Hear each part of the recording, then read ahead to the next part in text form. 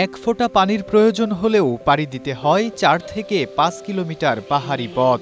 উঁচু নিচু পাহাড় পেরিয়ে বিশাল এই দুর্গম পথ পাড়ি দেওয়া যেন তাদের প্রতিদিনের কাজ। শুষ্ক মৌসুমে ঝিরি ও ঝর্ণার পানি কমে যাওয়ায় পাহাড়িদের এই দুর্ভোগ পোহাতে হচ্ছে।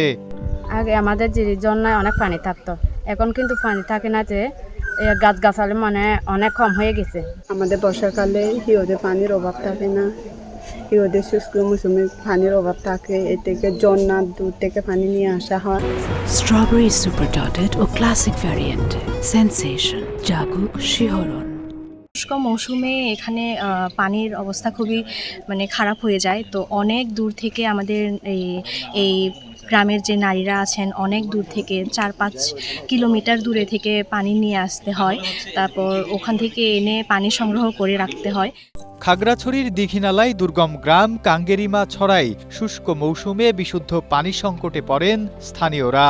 পাহাড়ে গভীর নলকূপ না থাকায় ঝিরিঝর্ণার পানির ওপর নির্ভরশীল এখানকার প্রায় ২ শতাধিক পরিবার। পাহাড়ের পাদদেশে প্রাকৃতিকভাবে গড়ে ওঠা ঝিরিঝর্ণা থেকে পানি সংগ্রহ করতে ৪ থেকে ৫ কিলোমিটার পথ পাড়ি দিতে হয় গ্রামবাসীদের। আমরা কিছু প্ল্যান এবং বাস্তবায়ন এটা হাতে নিয়েছি। তার মধ্যে একটা হচ্ছে চারা রোপণ, যে চারাগুলো পানি ধরে রাখতে পারে। সেক্ষেত্রে গ্রামবাসীদেরকে, যারা এখানকার কমিউনিটি আছে, তারা যাতে সক্রিয়ভাবে ওই জন্যর মধ্যে অংশগ্রহণ করে সেটা নিশ্চিত করা।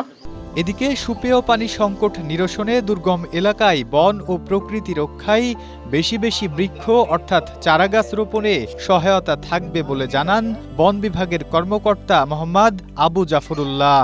বনায়ন থেকে শুরু করে গাছপালার চারা থেকে শুরু করে আমরা যতগুলো সমর্থন তাদের দরকার আমরা দিয়ে যাব।